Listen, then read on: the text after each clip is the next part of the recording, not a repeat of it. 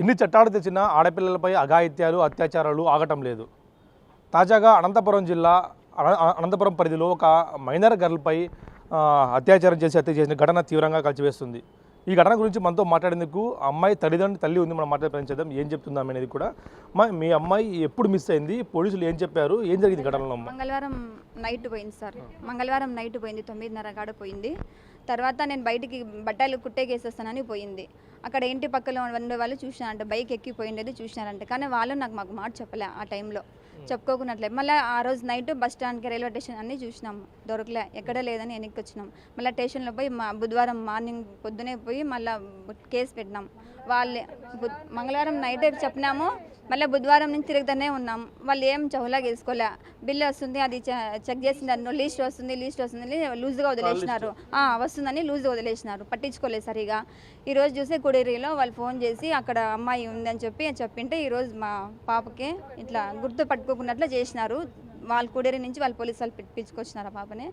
మాకు ఏమన్నా దాని తరంగా ఏమన్నా సహాయం చేయండి. అబ్బాయికి ఎలా పరిచయం అయిందమ్మా? అమ్మాయి ఎట్లా పరిచయం అయింది? ఏమైనా ఇన్స్టా ద్వారా పరిచయం లేకుంటే? ఇన్స్టాలో అనింది సార్, ఇన్స్టాలో అనింది. నాకైతే నా దగ్గర ఇన్స్టాలో అని చెప్పుకొని ఏదో చూస్తూ ఉందిలే అని అనుకుంటున్నాం మేమైతే. అట్లా ఇంటికాడ పోయి అట్లా పాలిష్ బండ్లు పక్క ఇంటికి పోయి అట్లా పాలిష్ బండ్లు చేసేవంతా మాట్లాడుతూ ఉందంటే ఆ పాప వాళ్ళ ఫ్రెండ్ ఉంది, ఆ పాపతో పరిచయం అయ్యి ఇట్లా చేసింది ఆ పాప. మాకైతే ఇంతవరకు తెలీదు. చూసేకైతే అందరూ చెప్తున్నారు అబ్బాయితో పోయింది అని చెప్తున్నారు. కానీ కాల్ లిస్టు లాస్ట్లో అయితే వన్ నెంబరే ఉంది. పోలీస్ వాళ్ళకి మీరు ఎప్పుడు కలిసారు? వాళ్ళు ఏం చెప్పారు మా రోజు? మంగళవారం నైటే చెప్పినాం. పాతూరు 1 టౌన్. ఏమన్నారు సార్ వాళ్ళు? అక్కడ చూస్తాము, ఎంక్వైరీ చేస్తాము అని చెప్పినారు సార్. ఎంక్వైరీ చేస్తాము, చూస్తాము అని చెప్పినారు. ఈ రోజుకి కనీసం దగ్గర వారం అవుతుంది. ఇంకా ఎందుకు పోలీసు ఇంత నెగ్లెక్ట్ ఉన్నారంటున్నారు? అంటే అది లిస్ట్ రావాలా, దానికోసం ఇప్పుడు హాలిడేస్ ఉన్నాయి, వాళ్ళు పట్టించుకోలేదు. లిస్ట్ రావాలా అని దాని తరఫుగా వాళ్ళు లూజ్ వదిలేసి సైలెంట్గా ఉన్నారు సార్. చాలా రెగ్యులేట్ చేసినారు సార్, వాళ్ళు పట్టించుకోలేదు. వాడిని అయితే చంపేయలేదు సార్, వాడినే ఉన్నీకూడదు, వాడినే చంపేయాలి అసలుకి. అమ్మాయి మేనత్తో మనం మాట్లాడి ప్రయత్నిద్దాం. అమ్మ ఏం చెప్తారమ్మా? మీ అమ్మాయికి ఈరోజు అన్యాయం జరిగింది. ఆ అబ్బాయి ఎట్లా మీకు ఎలా పరిచయం, అనుమానం ఎట్టగలిగారు మీకు అబ్బాయి అని? మాకేం పరిచయం లేదు సార్, ఎక్కడో పని చేసేవాడు, బండలు పరుచుకునేవాడు అన్నారు. మా వాళ్ళు అంత ఫోన్లో చూస్తే ఆ పిల్లోని కాల్ లిస్ట్లో ఆ పిల్లోని పేరు ఉంది. అతని పేరు గౌతమ్ అని పెట్టారు, దాంట్లో అమ్మాయి పేరు పెట్టారు. మరి తర్వాత చూస్తే నరేష్, ఫోన్పేలో చూస్తే నరేష్ అని వచ్చింది. అబ్బాయి చంపినాడు సార్. ఏదైనా మాకేం చేస్తారో తెలియదు. పోలీసు వాళ్ళు చాలా నెగ్లెక్ట్ చేసినారు, అసలు చాలా నెగ్లెక్ట్ చేసినారు. అమ్మాయిని క్రూరంగా చంపేసినారు సార్. ఎంతమంది చంపినారో తెలియదు. అంత బంగారు అంతా తీసుకున్నారు, అన్నీ చంపేసినారు సార్. ఏం చేసినారో తెలియదు. ఏమన్నా న్యాయం చేయండి సార్. మా పాప ఎట్లా తిరిగి రాదు. రేపు మళ్ళీ వాళ్ళు ఇంకో ఎంతమంది ఆడపిల్లల్ని చేస్తారో తెలియదు. మాకు ఎంతమందిని ఆడపిల్లల్ని ఇలా చేస్తారో తెలియదు. దయచేసి మనకి ఉరి శిక్ష పడాలి సార్. నిజంగా ఉరి శిక్ష. అసలు నరకం అంటే ఎట్లుంటుంది, ఈ పాప ఎంత నరకం పడిందో వాడు అంత నరకం పడాలి. ఇప్పుడు ఇప్పటికైనా అబ్బాయిని పట్టుకున్నారా పోలీసులు? లేదు అంటున్నారు సార్, ఇంకా లేదు ఏమో అంటున్నారు. ఎందుకు నిర్లక్ష్యం? అదే వాళ్ళు డిఎస్పీ అయితే వాళ్ళ కూతుర్లు అయితే తొందరగా యాక్షన్ తీసుకుంటారేమో. వీళ్ళు సామాన్య ఊరిని మేము ఏదో పని చేసుకునే వాళ్ళం కదా, అందుకు వాళ్ళంతా నెగ్లెక్ట్గా ఉన్నారేమో. అదే వాళ్ళ కూతుర్లు వాళ్ళైతే బాగా చాలా కేర్ తీసుకొని చూసుకునే వాళ్ళేమో సార్. నిజంగా అంటే డీటెయిల్స్ అని చెప్పినాం మేము. అబ్బాయి పేరు, అబ్బాయి అడ్రస్ అన్నీ చెప్పినా కూడా పోలీసు వాళ్ళు ఎందుకు ఇంత నిర్లక్ష్యంగా ఉన్నారో మాకైతే అర్థం కాలేదు. ఆ అబ్బాయిని రోజు స్టేషన్ పిలిపిస్తున్నామన్నారు, అబ్బాయిని ఎంక్వైరీ చేస్తున్నామన్నారు. వాళ్ళు పోలీసు వాళ్ళు చెప్తున్నారు మేము రోజు మేమే మాకు అబ్బాయిని చూపిలేదు. మాకు ఈరోజు అయితే ఆ అబ్బాయిని కూడా చూపిలేదు. అంతవరకు మేము బాడీ కూడా తీసుకోము. ఆ అబ్బాయిని మాకు చూపిలే ఈరోజు. ఆ అబ్బాయిని అయితే చూపిలే, అంతవరకు మేము బాడీ కూడా తీసుకోము. వచ్చినారు, వెళ్ళిపోయినారు అంతే. ఏం మాట్లాడలే.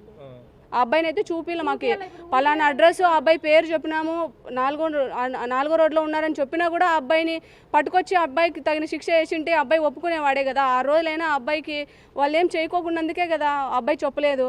కాబట్టి ఆ పోలీసుల నిర్లక్ష్యమే ఇది. తెలుసు సార్. 2 నెలలు అనుకుంటాను. 2 నెలలు.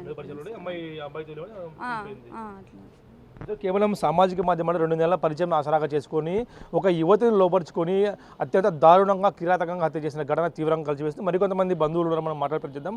వారి ఆవేదన, వారికి ఏం న్యాయం కోరుతున్నారు అనేది కూడా. మీరు అమ్మాయికి ఏమవుతారు? మీకు అప్పుడు అమ్మాయికి మీరు ఏం న్యాయం చేయాలని కోరుకుంటున్నారు? మా మామ కూతురు అవుతుంది. ఇక్కడ స్పష్టంగా ఒకటి కన్ఫామ్గా అర్థమవుతుంది. ఇప్పుడు ఏంటంటే ఇన్ని చట్టాలు వచ్చినా ఎన్ని వ్యవస్థలు వచ్చినా కానీ జస్ట్ ఏదో డిపార్ట్మెంట్ కూడా ఫార్మాలిటీకి వ్యవహరిస్తాం తప్ప ఇప్పుడు ఒక మంచి చిన్న పాప పెద్ద వయసు కూడా కాదు, ఇటువంటి అక్రమ సంబంధాలకి సంబంధం లేనటువంటి కేసు ఇది. యాక్చువల్గా ఆ పాప ఏదో మామూలు కౌమార దశలో 17 ఏళ్ళు 18 ఏళ్ళ పాప మాయమాటలు చెప్తే ఏదో వేరే వ్యక్తులను నమ్మిపోయింది. అట్లాంటి వ్యక్తిని అతి కిరాతకంగా చంపాల్సిన అవసరం ఏముంది? అసలు ఇది ఎందుకు జరిగింది, అసలు ఎవరు చంపారు, ఇది మొత్తం నీట్గా ఇన్వెస్టిగేషన్ చేసి ఖచ్చితంగా న్యాయం చేయాలని చెప్పి కోరుకుంటున్నాను. ఇంకోటి ఏంటంటే అసలు ఈ కేసులో అసలు ఎటువంటి 2 వాదనలు ఇటు సైడ్ అసలు మనకు సంబంధించి మా సైడ్ సంబంధించింది ఆ పాప ఒకవేళ ఒక వ్యక్తితో పరిచయం ఉండి పోయిండొచ్చు, ఒకవేళ అంతకుమించి తెలియదు మ్యాక్సిమం 17 or 18 years ఉంటాయి, తెలియక ఏదో 2-3 పరిచయం ఉండి పోయిండొచ్చు. దాంట్లో అతి కురాతంగా చంపాల్సిన అవసరం ఏముంది? అది చంపడం అంటే యాక్చువల్గా నిర్భయ కాదు. వారిని 3 సార్లు ఉరిశిక్ష చేసినా కానీ ఆ పాప జరిగిన అన్యాయానికి ఈ పిల్లలకి జరిగిన అన్యాయానికి ఇన్బ్యాలెన్స్ కాదు. ఇప్పుడు చట్టాలు కఠినంగా వస్తున్నాయి కాబట్టి కంపల్సరీ ఎవరైతే పోలీస్ వ్యవస్థ పైన నమ్మకం పెడుతున్నాం ఖచ్చితంగా ఆ పాపకి ఎంతైతే అన్యాయం జరిగిందో దానికి డబుల్ అంతే క్రూరంగా అంతే కఠినంగా శిక్షించాలి. ఎవరి ఇంట్లో ఆడ పాప అయినా ఒకటే, ఎవరి ఏ వ్యక్తి అయినా ఒకటే, ఖచ్చితంగా ఆ పాపకి ఎంత అన్యాయం జరిగిందో దానికి డబుల్ రెట్టింపు కంపల్సరీ అన్యాయం జరగాలి. ఇప్పుడు ఇది రాష్ట్ర ప్రభుత్వాలు కాదు, ఎన్నోసార్లు ఊరికే మాటలకే పరిమితమై ఇంకొకటి వ్యవస్థ కానీ మంత్రులు కానీ ఇది ఇంత ఘోరంగా ఇంత కిరాతకంగా అసలు వన్ సైడ్ అసలు అన్యాయం జరిగింది. ఇప్పుడు ఈ పాపకి అసలు 18 ఏళ్ళ పాప అసలు ఏ విధంగా అంత క్రూరంగా చంపాల్సిన అవసరం ఏముంది? అంత క్రూరంగా చంపినారంటే అట్లాంటి మెంటాలిటీ ఉన్న వ్యక్తులు అసలు ఈ వ్యవస్థలో తిరగడానికి అనర్హులు. ఒకవేళ పాప ప్రేమించిన ఆవేదన చూస్తూ ఉన్నాం ఎలా ఉందనేది. అయితే ఆ చంపాడు యువకుడికి అంతకు మించిన శిక్ష వేయాలంటూ కూడా చెప్తున్న పరిస్థితి ఉంది. అమ్మాయి తండ్రి ప్రస్తుతం మనతో మనం మాట్లాడిన పెంచుదాం. అమ్మాయికి ఏం న్యాయం జరగాలని కోరుకుంటాడు. అమ్మాయి మీ నుంచి మీకు పోయేటప్పుడు ఏమన్నా మీకు చెప్పిందా, లేకుంటే అబ్బాయి వెళ్తున్న ఎవరైనా చెప్పారా? మీకు సీసీ కెమెరా చూసారా, పరిశీలించారా? చూడలేదు సార్, అబ్బాయి వెళ్ళినట్లు వేరే వాళ్ళు మార్నింగ్ చెప్పినారు సార్ మాకు, ఇట్లా బాబా బైక్లో వెళ్ళిందని చెప్పినారు మార్నింగ్. పోలీసులు మీకు ఏం చెప్పారు పోలీసు వాళ్ళు మీకు? పోలీసు మేము బుధవారం మార్నింగే కంప్లైంట్ ఇచ్చాము సార్. కంప్లైంట్ ఇచ్చిన తర్వాత సరే కేసు ఫైల్ చేస్తామన్నారు, కేసు ఫైల్ చేశారు. మాకు డౌట్ వచ్చి కొన్ని నంబర్లో మా అబ్బాయి లీస్ట్ అవుట్ తీసినాడు సార్. ఈ లాస్ట్ కాల్ వచ్చేసి ఈ అబ్బాయికి వెళ్ళింది సార్, కొంచెం చేసేయండి సార్ అంటే లేదు మాకు లీస్ట్ రావాలి, మాకు కాల్ లీస్ట్ వస్తే మేము చేస్తామన్నారు. పోలీసులు నెగ్లెక్ట్ వల్ల అమ్మాయి చనిపోయింది. మాకు న్యాయం కోరేదని చేస్తున్నాం సార్. పోలీసులు దీంట్లో పూర్తిగా నిర్లక్ష్యం ఉందా? పూర్తి నిర్లక్ష్యం ఉంది సార్. ఇప్పుడు పోలీసులు అంతా సీసీ కెమెరాలు చెక్ చేసినా అప్పుడు దొరికిపోతా ఉంది సార్. సీసీ కెమెరాలు ఏం లేదు, చాలా నిర్లక్ష్యం సార్ అసలుకి. ఎక్కడికి పిలిచిపోయాడు మీకు ఏమైనా తెలిసిందా? అబ్బాయి ఎక్కడ పిలిచిపోయాడు ఎలా? ఏం తెలుసు సార్. ఇవాళ వచ్చేసి పోలీసులు కాల్ చేశారు, మీ అమ్మాయి ఎవరు కాదు చూస్తారంటే వచ్చి చూసి ఆనవాళ్ళు చూసి అమ్మాయిని గుర్తుపట్టాం సార్. అవును సార్. మీ అమ్మాయి ఎక్కడైనా తిరిగినట్టు ఆనవాళ్ళు కానీ సీసీ కెమెరాలు మీరు ఏమైనా చూసారా అమ్మాయి? మేము చూడలేదు సార్. మా ఇంటి పక్కన ఒక అమ్మాయి ఉంది, ఆ అమ్మాయి చెప్పింది మీ అమ్మాయి రాత్రి నైట్ బైక్లో వెళ్ళిపోయిందని చెప్పింది సార్. ఇప్పుడు ఏం న్యాయం కొడుతున్నారు పోలీసుల ద్వారా మీరు రాష్ట్ర ప్రభుత్వానికి కానీ ప్రభుత్వానికి కానీ? సార్ ఇలాంటి వాళ్ళని అసలు ఉన్ని కూడా సార్ ఊర్లో, ఇలాంటి వాళ్ళు అమ్మాయిలు చేసేవాళ్ళని అసలు ఉన్ని కూడా సార్ ఊర్లో, అసలు దేశంలో లేకుండా ఇట్లా అమ్మాయిలు చేసేవాళ్ళు. అబ్బాయి తెలుసా మీకు? ఎన్నాళ్ళ పరిచయం? మీకేం పరిచయం ఉన్న అబ్బాయి ఎవరు? ఆ అబ్బాయి మాకు పరిచయం లేదు సార్. అమ్మాయి కూడా పరిచయం ఇన్స్టాగ్రామ్ ద్వారా లేకుంటే ఇన్స్టాగ్రామ్తో పరిచయం అయినాడు. చూస్తున్నాం ఇన్స్టాగ్రామ్ పరిచయం ఒక ఎంతో బంగారు భవిష్యత్తున్న ఒక అమ్మాయి ప్రాణం కూడా తీసింది. ఇప్పుడు అమ్మాయి అనంతపురం మార్చిరీ విభాగంలో ప్రస్తుతం ఆమె పోస్ట్మార్టంకి వస్తారు తరలించారు. అమ్మాయి డెడ్ బాడీని కూడా సుమారుగా 6 రోజులు కావస్తున్నా కూడా పోలీసులు నిర్లక్ష్యం కారణంగానే మా అమ్మాయి చనిపోయిందంటే కూడా తల్లిదండ్రులు ఆరోపిస్తున్న పరిస్థితి ఉంది. ఎక్కడ చూసినా కూడా ఇటువంటి ఘటనలు పెరిగిపోవడంతో ఇలాంటి వ్యక్తుల పట్ల ఇలాంటి ఎవరైతే హత్యలు చేస్తూ ఉన్నారో మహిళల్ని కానీ అమ్మాయిని కానీ ఇలాంటి వ్యక్తుల్ని కఠినాధికంగా శిక్షించాలంటూ కూడా అమ్మాయి పేరెంట్స్ కోరుతున్నారు. Video journalist Prasad Big TV Anantapuram నుంచి.